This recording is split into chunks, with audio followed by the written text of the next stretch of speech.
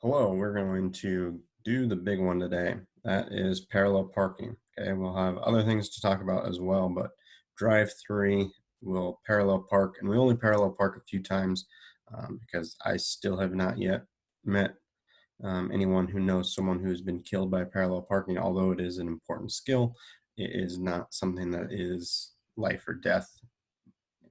Intersections, controlling our following distance, those are areas that we will spend more time talking about on this drive, but we'll make sure that you're comfortable and confident in your parallel parking abilities. Um, drive three will try to get on 55, 50 miles an hour. We'll get at least up to 35 because the next drive four, will go on the freeway. So kind of building simple to complex. If we can get up to 50, then getting up to 60 is not that much quicker for most. Okay, so here we go into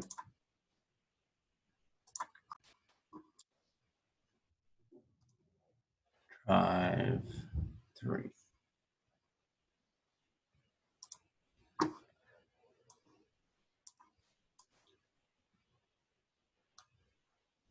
All right, let's get started. So in this drive, checking our zones are going to be so much more important because we'll also be doing lane changes. And the first zone that we're going to start talking about is our rear zone. We talked about our front zone and our 4-second following distance and everything that goes along with it.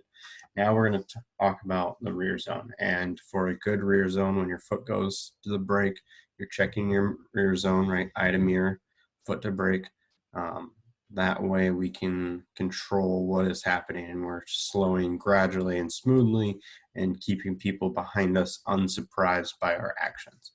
Okay, so when we're doing that, okay, it's just a quick glance to your rearview mirror. You don't really have to take your eyes off the road that long. It's just a quick glance to gather accurate information. Okay, and so to show you how quick and easy you can just glance at something and pick out accurate information, you have to obviously know what you're looking for. So the first thing we're looking for is how close is that car behind us, or what are other cars and other lanes doing around us, right? That's the information we're looking for in our rearview mirror. Are there pedestrians? Are there bicycles, right? All those things go hand in hand. So for an example, we're going to use a clock. So quick glance, you're going to look for where is the second hand. Ready? Okay. And recall where the second hand was. Happened to be at 4, right? The second hand is the long one. Okay. Now you'll have the same time, 1 second.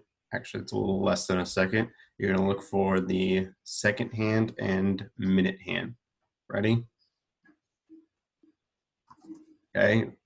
One was at 4, one was at 8.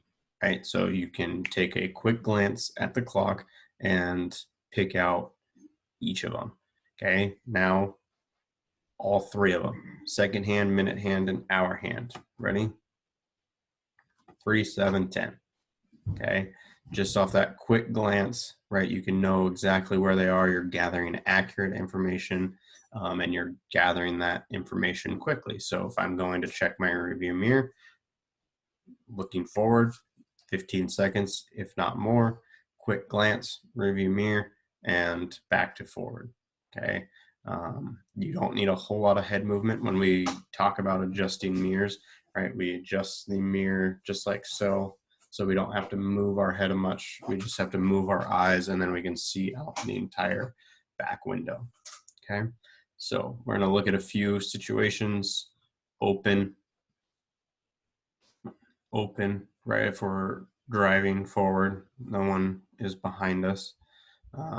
Unstable, it might not necessarily be a 4-second following distance, but it's close. We definitely wouldn't want to brake hard unnecessarily without making sure that they're braking with us. Now we are in a neighborhood, so you might have children or pedestrians or bicycles out and about. So this is where maybe hesitating or covering the brake. So you can cover the brake without applying it, and your car will just kind of coast. If you're going downhill, you'll stay pretty much the same speed depending on the steepness of the hill. So you can just be ready for the action that you might need. Okay. And then same thing with lane changes. Again, it's quick, accurate information. We're not just whipping our head for the sake of whipping our head to make sure that we look like we're doing a head check. We want to deliberately take our chin to our shoulder. We're looking out that side window, kind of through where that corner post or the middle post would be, to make sure what we cannot see in mirrors is present. Okay, and it's just a nice, easy chin to shoulder glance. And the reason why we go chin to shoulder is if you start rolling your shoulders to look out that window, if my hands were on a wheel and I roll my shoulders to look out that window, you can notice what most people's hands do is we start to drift the wheel in that direction, which we do not want to do, right? We have to make sure that it is clear before we drop our hands to lane changeover. Okay. Obviously, we want to keep things off the front so we can see. This placard is for parking. You don't need it while you drive. You only need to put it up when you park, because what it causes is a huge line of sight issue, right? It can block very large things. So making sure we keep that free. Anything up front really should not be there, because you want that full window to be able to see out of. Okay, so precision lane changes. Now we're on larger roads, heavier traffic, highway speeds potentially. And so we want to make sure that we can change or move into a proper lane based on what we see around us. Okay, and there's a easy saying to know if you have enough space. It's 2 in the rear. You want to see both headlights of the car. If you're pulling in front of a car, you want to see both their headlights in your rear view mirror, and that will tell you if you have enough distance. So rear view mirror here, if I'm lane changing right, I want to see both their headlights in my mirror before I even think about lane changing over, so I have a safe gap. Okay, so we're going to look at some situations, and if we need to postpone or abort a lane change during this activity, we are the red car. So always be thinking in terms of the red car. Do we really need to lane change or not? Typically, you'll always be in the right-hand lane unless you are passing. That's a Washington state law. If you're on the freeway and there's multiple lanes, 3 or more, the middle lane is fine as well. That's kind of the through lane. The right lane is for slower vehicles and exiting. The left lane is reserved for passing. Reserved for passing does not mean over the speed limit.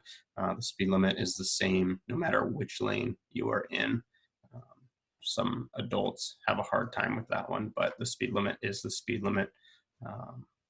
It's a maximum speed. Okay, so look at this situation. What problem do you have, and how do you solve the problem? I'll give you a couple minutes to look and think about that.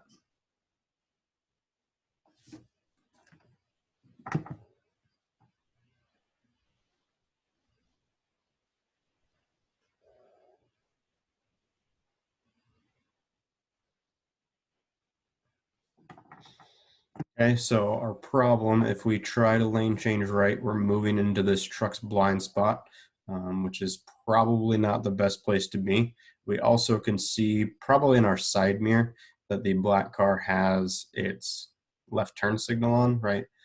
Usually on the freeway, trucks are going a little bit slower than cars. So this black car wants to get around. So the best thing would be to postpone this, wait until that gap is stable, which would probably be the black car passing. If we're going faster than the truck, then we'll get out of that blind spot so that black car is out of the way. Okay. Problem here. Our blind spot's occupied. We checked our rear view mirror. We can't see this black car. We checked our side mirror. We still can't see this black car. When we check over our shoulder, then that car is there. And that's why we have to check our blind spot before we go. The easiest way to solve this problem is to adjust our speed slightly. Okay.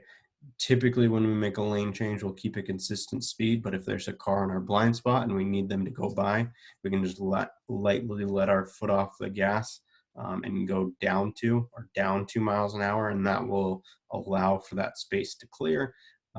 If they are going slower than us and we can go a little bit faster depending on the speed limit and depending on what we are, we could go up to create a open gap as well, but typically down to, and we can just kind of slide our way into that open space behind. Okay, any problem here? No. Okay, this is plenty of space. If we checked our rearview mirror, we would be able to see that black car. Now the only thing that could make this a potential hazard, and we're going to talk about it just so we can talk about hazards, because if we have open space, our risk level is very small. But what our hazard could be is if this black car is going significantly faster than us, and gauging and judging that speed is something that we have to be able to do. And if you look at your rearview mirror and it looks like that car is walking towards you, then it's about 5 miles an hour faster. And if it looks like it's running at you, then it's about 10 to 15 miles an hour faster than you. And if a car is significantly faster than you, it can close a great distance in not a lot of time. So let's say this black car, we notice it's going a lot faster than us. Okay, maybe we assumed the speed limit was 25, but it's really 35. And so we're trying to move to the left lane because this lane ends. Black car is 10 miles an hour faster than us. Okay, let's let them pass and then we can slide on over, right? Because we don't want to cut off a car that's moving faster than us, because that's going to require an action on their part of slowing down, braking, and we don't want to have to rely on someone else to do the right thing to avoid a collision. Okay. Next one, we have little space to the front. So this is where we could just hesitate down to, and then we would have that front zone open up and we can slide on in. Okay. Problem here is we do not have space to the front or to the rear. If you try and slide into that gap, no one's going to have a 4-second following distance. So heavy traffic without a gap to move into. If we use our signal, the two things that happen is this black car will slow down and give you space, and that is perfectly fine, right? We're kind of working in cooperation with other drivers, so signaling, they see, oh, this red car needs in, there's nowhere else to go, they'll slow down, give you a gap. Okay, perfectly fine. Or the second thing that this black car will do is it will speed up and get real close to the front black car, which again, working in cooperation, it's perfectly fine. This black car speeds up, we can go down to, and we can get in behind that car right there. Okay, so it doesn't matter. That's why signal comes first, because we're checking that space. We're signaling other people will work in cooperation. There's not a lot of drivers that as soon as you turn your signal on, they're going to sit and hang out in the blind spot. Okay, and so same thing with us as we drive. If you notice a car is trying to come in, okay, depending on our speed and space with that other car that's trying to lane change, right, we need to work a little bit cooperatively too, right? Driving is kind of the ultimate golden rule, right? If you don't like things done to you, don't do them to other people, right? So if you stress about getting into this situation here, right, then when we're the second black car, right, give them that space. And if we have a 4-second following distance, that space will be there. It'll be a little bit tight for the red car, but that space will be there that they can come over, and then we can reestablish that space there. Okay, 1 or 2 cars merging in with us is not going to significantly delay any travel. Okay, so when we stop in traffic, okay, this is what we talked about on the previous videos. When we're stopping in traffic, we want to slow in gradually, and when we become stopped, we want to see the rear tires touch the ground. Okay, and that is just so that we have a safe distance, because if we stop in traffic and we can see their tires touch the ground, If we see that the car behind us isn't slowing as much, we could inch forward. Or worst case scenario, if we get rear-ended and we get pushed into that previous car, the collision with the front car and us is our fault because we were following too close. Us getting pushed forward is obviously the back car's fault. So we want to kind of avoid any of that risk. And seeing the tires touch the ground might seem like a far distance, but if you start paying attention to other people drive, most people do it kind of automatically. Yes, there's some people who are a little less than safe and they get right up on that back bumper, but for the most part, I would say about 85% of drivers truly do stop to see the tires touch the ground and they just don't even realize it. The other thing that being able to see the tires touch the ground is if that front car is unable to move, you can get around it without having to back, right? Which if a car behind you isn't allowing you to go into reverse, right, it's a lot easier to go forward and you can get around that car, okay? So that's another reason, okay? U-turn at traffic lights are legal. There's some spaces that are designed to do it. And if you have a protected left turn like this car is doing, this right turn, this right on red has to yield to the U-turn. This is down in Linwood area. They like the U-turns because what that allows is they have a physical barrier in between here. So then that takes away that unprotected left turn. Unprotected left turns, especially on busy streets, fast streets, are very dangerous. You're leaving yourself vulnerable for a T-bone collision. So they put in these U-turn spots. So then if you needed to get to the gas station on this side of the road and you're coming, if you need to get over to this side of the road and you're coming down the road this way, you come down, make a U-turn, and now you can make a nice protected right turn or a pretty low risk right turn. Whereas if this white car tries to make a left turn into here, that's a lot of traffic to try and make a safe gap. So that's why they've put that in.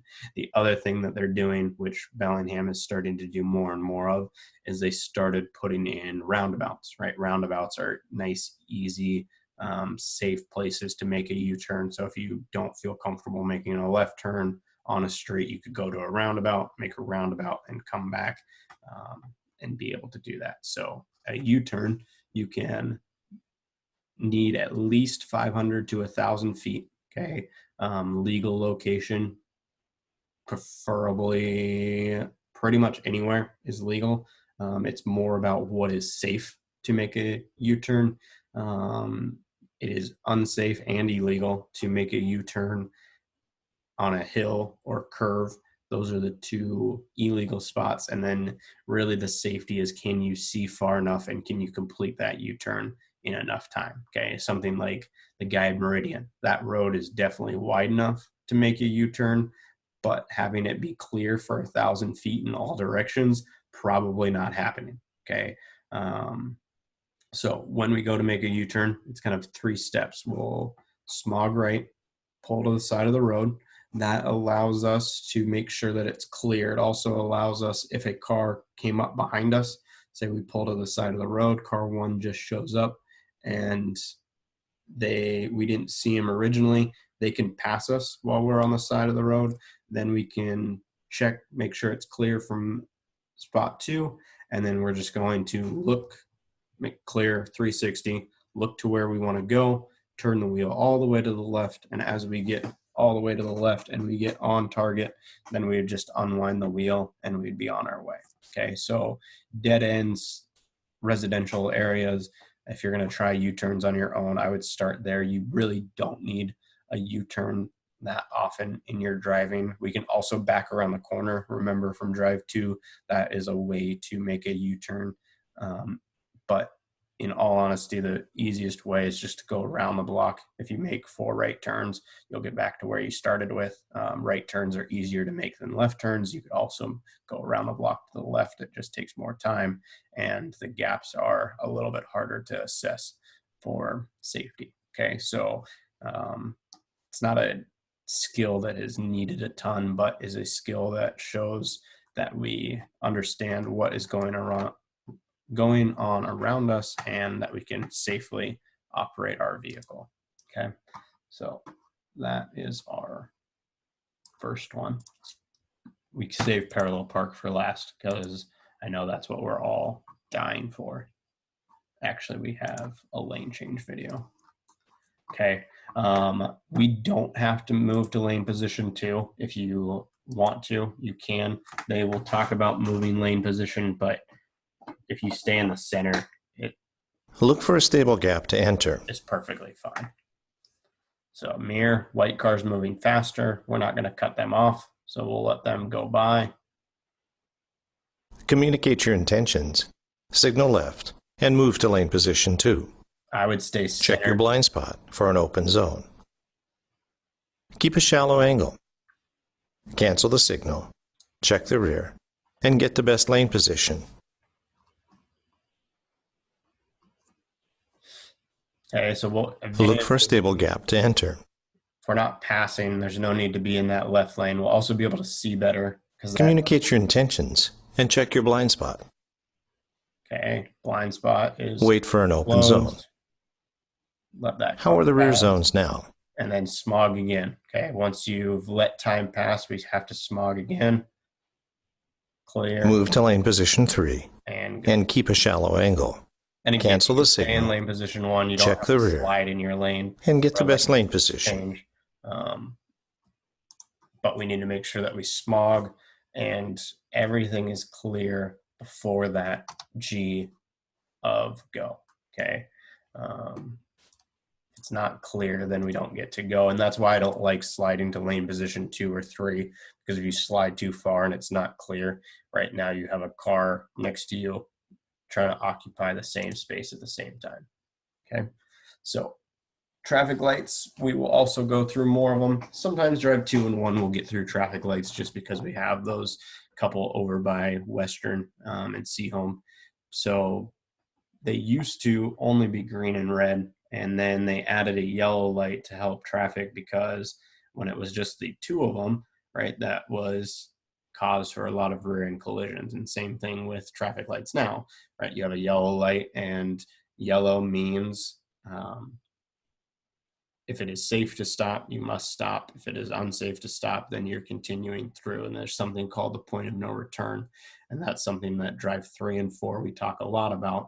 And thinking about it is, if this light was to change to yellow, could I safely stop? And that requires us to know what is happening to the rear, also kind of that speed and space, and coming up with that decision.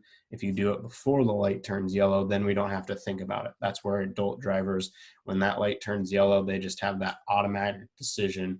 I can no longer stop, or I can safely stop, and they do it. Whereas teen drivers, if it's the first time that the light turns yellow on you, it takes about a second to process and think. And what happens at times is, if you're taking that time to process and think, the car behind you, if you don't start slowing when it goes yellow, they think you're going through the intersection. Okay? And if they think you're going through the intersection, they might have made their decision that they're going through the intersection because they're not following at a safe distance. And so then when we have a late braking action, right, that could cause a surprise, unbalanced stop, right? So the earlier we plan and prepare for lights and making our turns, right, what gaps are going to be appropriate. Maybe, okay, 1, 2, 3 after the third car, that looks like a stable gap. Okay. And then you're kind of just reevaluating it. Yep. Okay. This third car's coming, they're clearing, and I'm moving right in after them. Okay. And it takes practice. It takes time.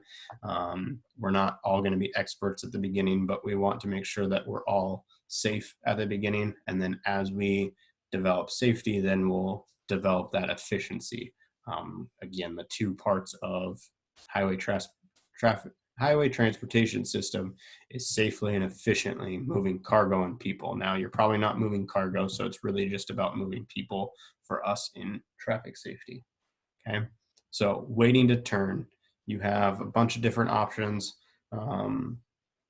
Green ball on the left turn, that's going to be your highest risk because you have to yield to oncoming traffic, right? Left turn yields, just like we would at an uncontrolled intersection. Car going straight, car turning left, left must wait. So if we look at this, we have a lot of different things that could happen. If we're a red car, we're in that left turn lane, we're coming to a stop in traffic, which leaves us vulnerable to a rear end collision. So slowing gradually, checking that rear zone. Okay, oncoming traffic has a green light, so we have to yield to those 2 lanes of traffic. The truck is in a turn lane, and a turn signal from the truck would help us know that they're in a turn lane.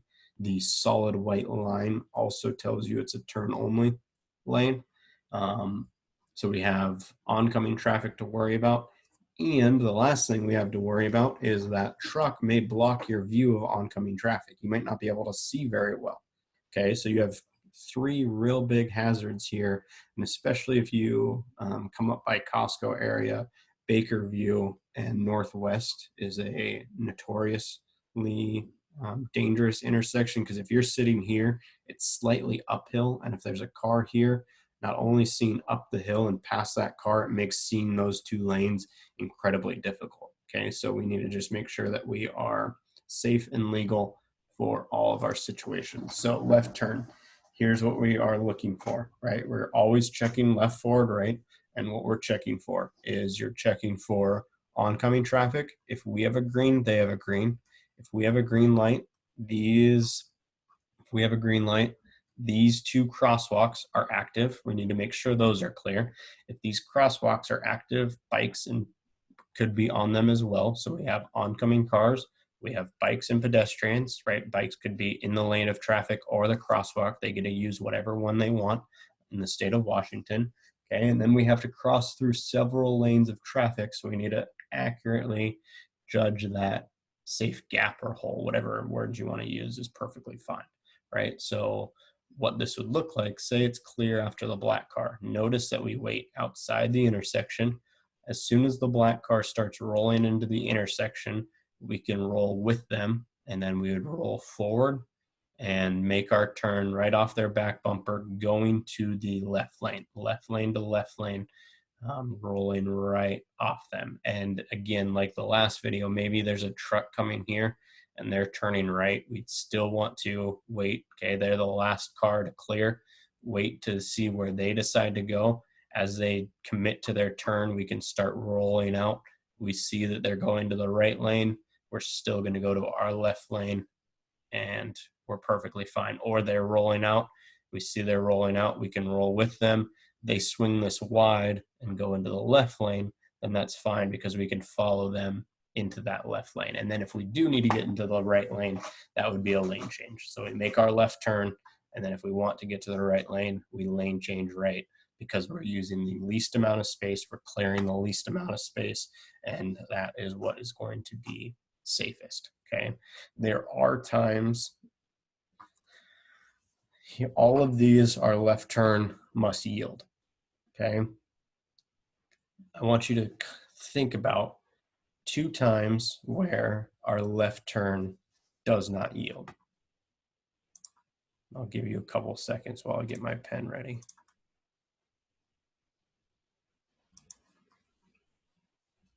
Okay, hopefully the first one that you can think of is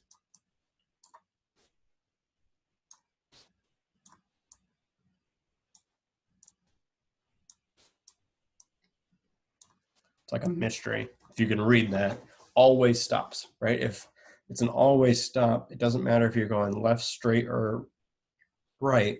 First person to stop is the first person to go. So if those are always stop signs, then left turn would no longer yield if they got there first.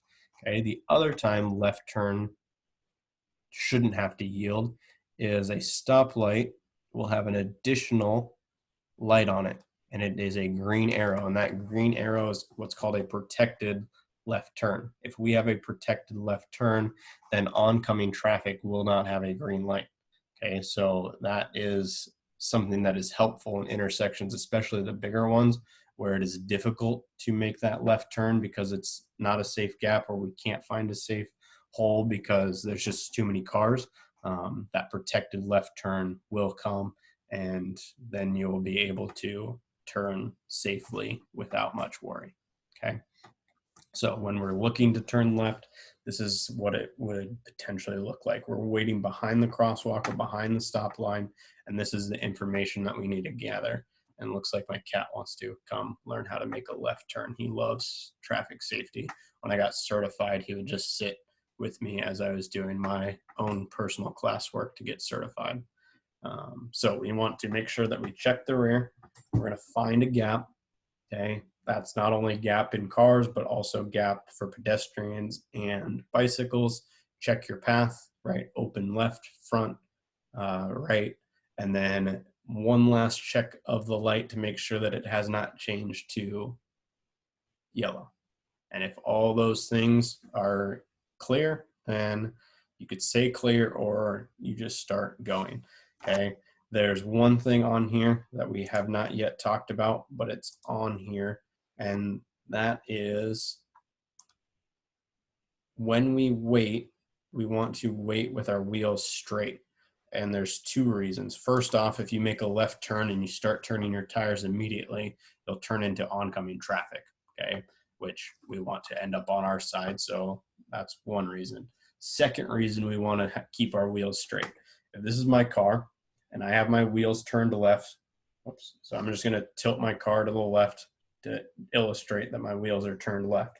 If I get hit from the rear, that is going to put my car into oncoming traffic. Whereas if my wheels are straight and I get hit from the rear, that's just going to push me forward into the intersection. Okay. Which, yes, we don't want to be in the intersection, but being in the intersection is going to be a safer spot than getting pushed into oncoming traffic. Okay. So turning right, where we wait is the same. We want to wait outside of the crosswalk area. Traffic lights will pretty much always have a stoplight or a stop line.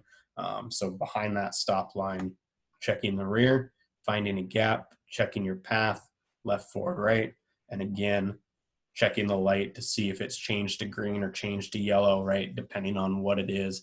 And that right turn is so important to be checking the crosswalk, because if this light was green, that crosswalk is active. People can cross the street and they have that pedestrian walk sign, right? If the light is red, the crosswalk in front of you is active, right? And so people can legally be crossing the street in front of you, and checking that light to see if it has changed colors, because if it's changed colors, it's changed who has the right of way on that crosswalk. Okay, so making our right turns with a light can sometimes be trickier, especially when we have a lot of foot traffic. That's why downtown is Drive 5, because those crosswalks are usually pretty active. You have a lot of people walking downtown. I haven't been there in quite some time, but when we get to driving, we'll probably have people out and about again. And so checking those crosswalks are critical. Okay. Many of you've probably heard a free right on red or right turn on red. Okay. It's not free, but it does help efficiently move traffic. So at a solid red light or a red arrow, you are permitted to turn only if you do these things. You have to make a legal stop. You have to make sure it is clear. So you're yielding to everybody. So full stop. Is it clear? And there has to be a sign that does not say no right turn allowed. Okay, so right on red is okay as long as you stop and as long as it's clear and there's no sign that says it cannot be done. Okay, the closest one to Seaholm, there's a sign in right outside of Bellingham High School where it says no right turn on red. There's a couple more in Bellingham, but we don't have a ton of them. Most of them that we do have are kind of close to that downtown area, typically where there's bike lanes, because if you're turning right on red, that bike might be on the crosswalk. So they're kind of limiting that access so that people don't make mistakes in yielding in those situations. So right on red is perfectly fine. We'll have you look to do it anytime we drive, but it comes first with a full stop and it has to be clear before we make that right turn. Okay. Your driver's guide talks all about it, all about lights and whatnot. So go online. If you have the paper book, I think the paper book's a little bit easier, and you can see the meaning of green light is go if it is safe. Okay, and that's the 4-second following distance. That little riddle rhyme is if you're that first car leaving the intersection, you want to make sure that you check left, forward, right before you leave, because we have the potential of people not stopping at that light. I'm going to find a video and post it underneath mine, to illustrate the importance of checking left, forward, right. The white truck does not feel that they can stop in time. They definitely could stop in time. And that is a hazard to not only him or them, but also the cars that don't check before they leave that green light. Okay. This is what point of no return would look like, right? If that light was to flip, distance wise, right? 40 miles an hour, you have to be a little bit more back. Okay. Flashing yellows, you can read up on that. Flashing yellow is usually caution. Steady yellow is meaning it's changing from green to red. Okay. Here are some distances and gaps. To cross traffic, to drive straight across is going to take the least amount of time because you're just going straight. To turn right is going to take the next bit of time, and turning left will take the most amount of time because you have the most space to cover. Okay, so these are all kind of just relative. The seconds is probably the most helpful, that you want to still operate smoothly and efficiently. You don't have to race to get up to the speed limit. You're just going to gradually accelerate into that speed limit. So that is where the higher speeds, right, you need a bigger gap to be able to find that space. Okay. And then side zones, right? If you have a closed right side, you've got a concrete barrier there. We probably don't want to be in lane position 3, right? As you have someone, a large truck close to that center line, we cannot be in lane position 2. So that's where lane position 1 is perfectly fine. And if it feels, right, as the space gets narrower, you also might reduce speed. So narrow bridges, people will naturally reduce speed, right? Curves, people will naturally reduce speed. So we always have to be thinking about managing, is that getting unstable and we feel real tight? Well, if we feel real tight, then we need to lower speed. Just like in our residentials, when we have a parked car on our right and an oncoming car on our left, there's no need to be going 25 in that situation because that space is real tight. A lot of our residentials that we're in 25 and feels a little fast regardless, even for adult drivers, right? Small residentials are really more 15 to 20, especially if you have people out and about, right? That 3 car lengths to stop is so important, because if you get higher than that, you'll no longer be able to stop in time for something that comes out. Okay. A Y turn, or a 3-point Y turn, is a modified U turn. Same rules apply. You're going to search at least 500 to 1,000 feet. It needs to be clear. You're going to, the reason why you would do a Y turn versus a U turn is you just don't have as much space. So this is more for like dead ends, and really that's the only spot you'd probably want to try them, because this requires you to stop in traffic and to back in traffic. So we're going to smog right for the same reason as before. We get over here, we make sure it's safe, make sure it's clear, right? 1,000 feet. We turn all the way to the left and we just run out of room. Okay, our front bumper is at the curb or is right next to the edge of the road.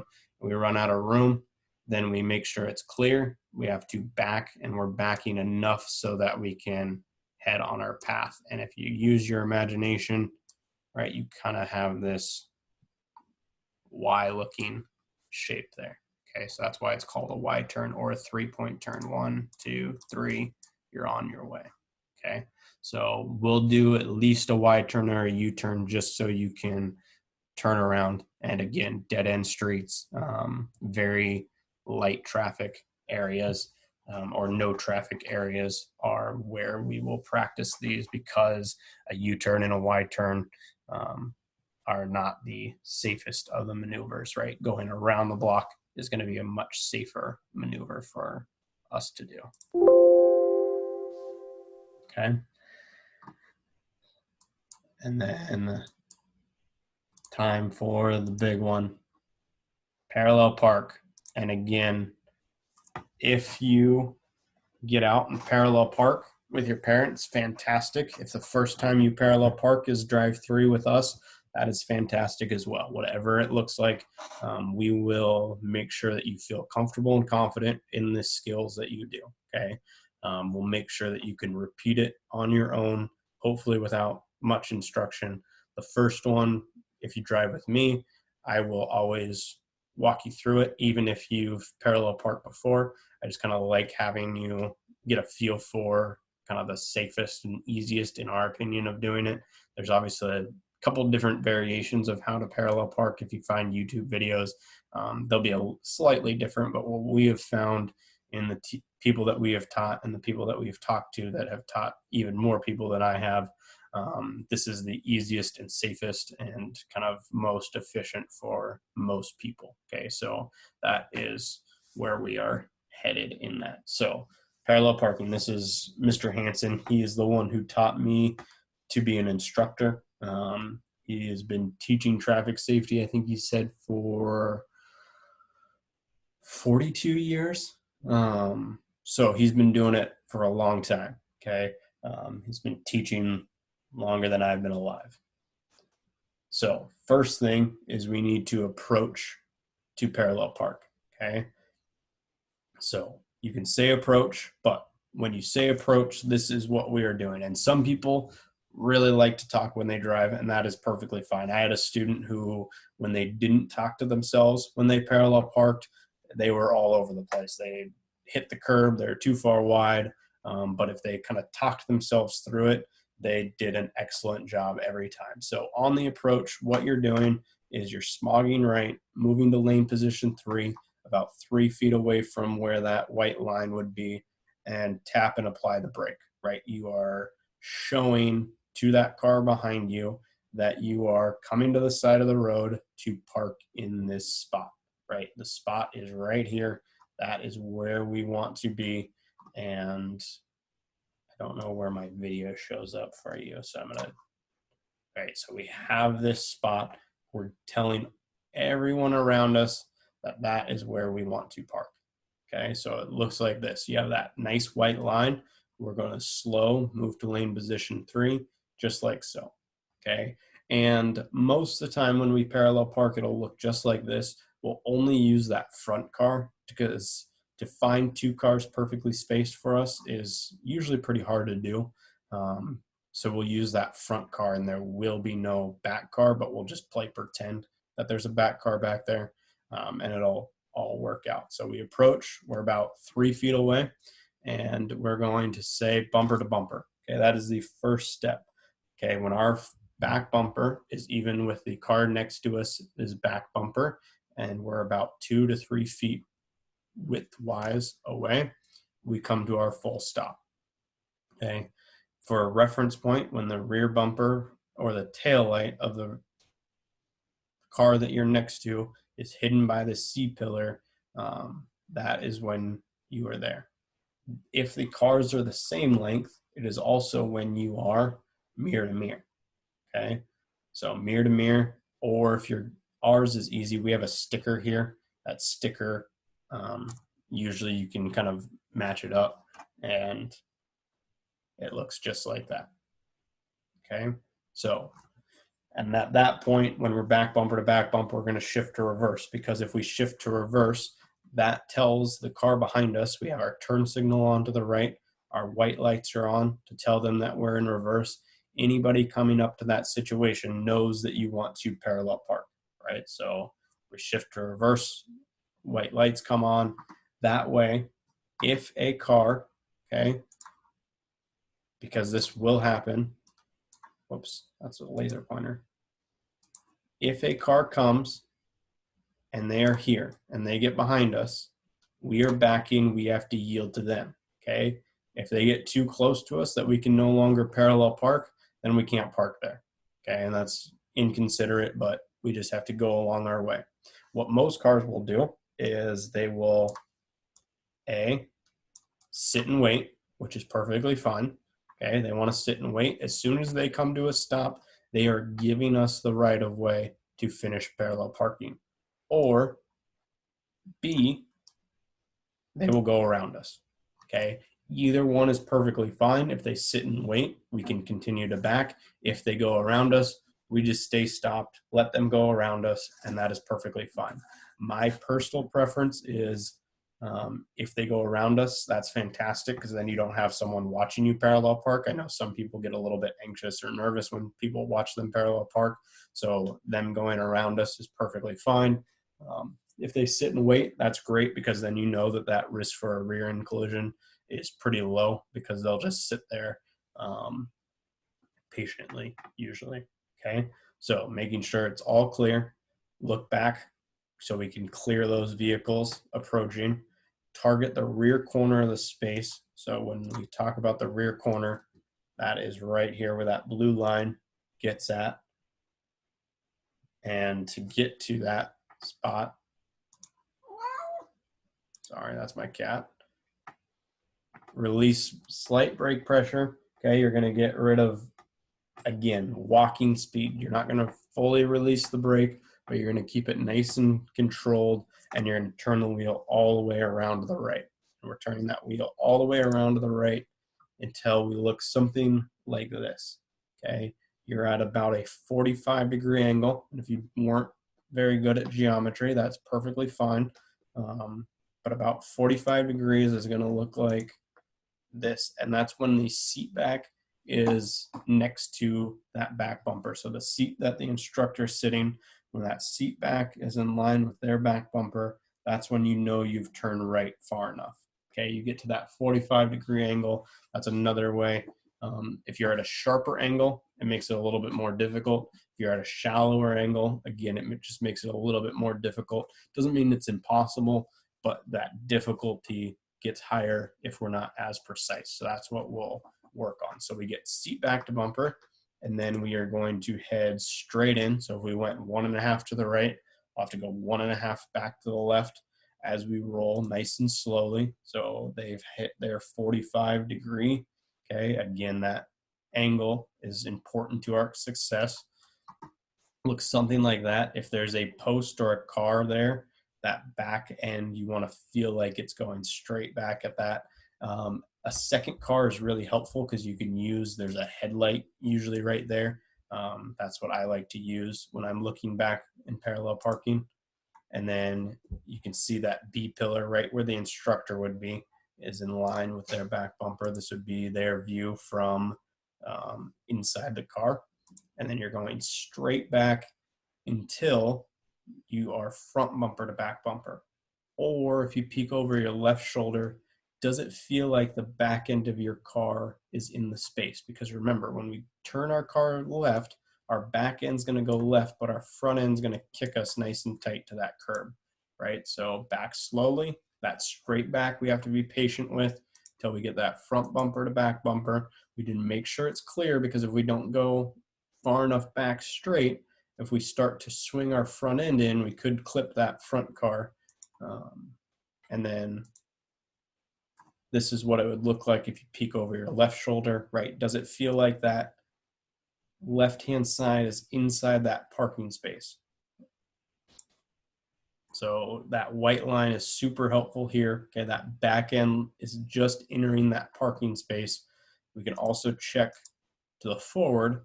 Our front bumper is even with the back bumper. Remember that there's space in between horizontally there, right? And that's what allows us to go all the way around to the left and get nice and straight in there. Okay, so we use all the space to the rear, and then to finish our parallel park, it's going to look just like that because we aren't going to be able to see the tires touch the ground because we want to be centered in that space. Same amount of room to the front as to the rear, so it's centered, right? If we could see the tires touch, our car would be somewhere back here. Okay, so we want to make sure that we stay centered in that parking spot. Okay, so I know that was fast. If you need to go back again and watch it again, that would be great, right? Back bumper to back bumper, seat back to bumper, front bumper to back bumper. And it's a slow movement of the tires, right? Walking speed, but our hands are going all the way around. We use a lot of wheel when our tires are not moving very much, okay? So when we get out of the parking spot, we will have to borrow space. We're gonna back up a little bit. Arm signal is needed at times because if we're signaling and we're really close to this gray car, cars coming down the road will not be able to see our turn signal. Okay, if people can see our turn signal, we don't have to arm signal. But if people can't see our turn signal, then we have to arm signal. And left turn, right turn, slow down or stop is our hand signals. Okay, and then so we move back, we can see their tires touch, means we have enough room to go forward. This is where we smog. As we smog, you're gonna hesitate or pause probably about right here for two reasons. One, to make sure that we're not gonna hit the red car. And two, now we have a much better line of sight. We're sticking out in traffic a little bit, but we want one more head check to make sure it's perfectly clear, and then we're on our way. And again, to set a habit, it takes at least 8 times to do it. We will do it 3 to 4 times, depending on our proficiency. So that's where, when you go home, we want to make sure that you get this practiced up, because this is part of your state test. Obviously, we want you to do well on that. Just because you do well on your state test doesn't mean you're going to be the safest driver. That's why we focus on our intersections a lot more. Okay. The last section is school zones. Okay, school zones are 20 miles an hour unless otherwise posted. And what that looks like, there's a lot of signs for schools. You've probably seen a few around Happy Valley. Is schools have yellow to warn you, and it's kind of a house design so that you know it's a school zone. Okay, and there's two big differences in school zones. One is when children are present, and one is when flashing, and you'll have that flashing light. Happy Valley has one that has that flashing light for school zones. Okay, this when children are present is a very important thing. Okay, what that means is, here is your state law, and you can read it as I kind of talk about it. Is if it says 20 miles an hour school zone when children are present, that means that if school-age children are occupying or walking within marked crosswalks, curb or shoulder of the roadway, or any of the side streets within 300 feet, it is a school zone. Okay, notice it does not say that it has to be a Monday through Friday. Okay, if it's when children are present, if people are walking on the side of the road and there's someone in school age, then you must go 20.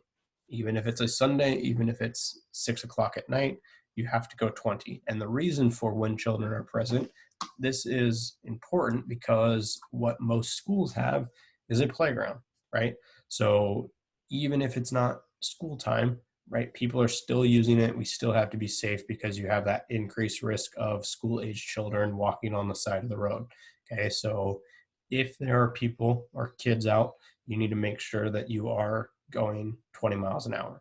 If it's a when flashing, obviously if there's kids out, you could still go 20, but by law, when it flashes is the only time you have to go 20. And usually it'll only flash when there's school days. Okay, but when children are present, it does not have to be a school day for that to be a school zone, right? All schools are canceled right now, but if there's school children walking in front of Happy Valley, we would have to go 20. Okay.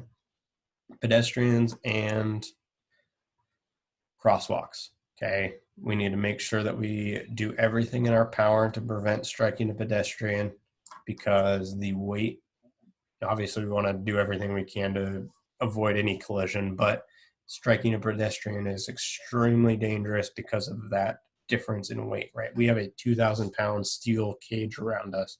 Pedestrian has nothing, right? Same thing with a bicyclist, right? That is why we need to be aware at crosswalks anywhere. People might be crossing the road, even if they're crossing an unmarked crosswalk or in the middle of the road. Unmarked crosswalk would be at an intersection. They just don't paint it. But every intersection has a crosswalk. So we need to make sure that we are aware of who gets to go and making sure that we do not hit somebody. Okay. And so this page in your yielding, this was back in 323 when we talked about who gets to go in terms of cars. Now we get to look at who gets to go in terms of pedestrians. So if pedestrians or bikes are within your half of the road, you must stop. If they are within one lane of your half, you must stop.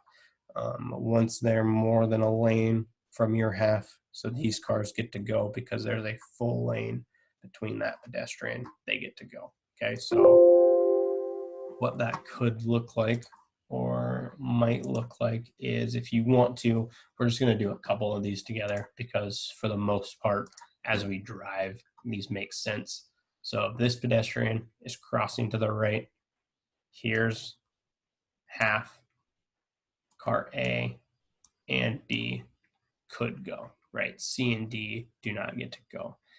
This pedestrian is on A and B's half, so they do not get to go.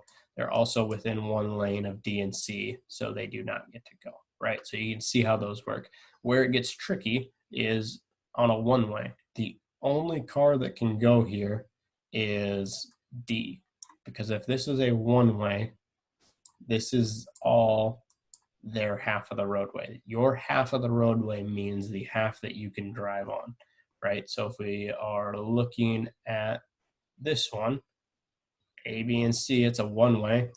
This is all their half. So if someone is crossing the street there, none of these cars going straight could go. Okay, A could go because that pedestrian's not occupying that crosswalk, right? So we have to do everything in our power to avoid hitting that pedestrian, even if they are going when it's not their turn. Okay, we still have to do everything in our power to not hit the pedestrian.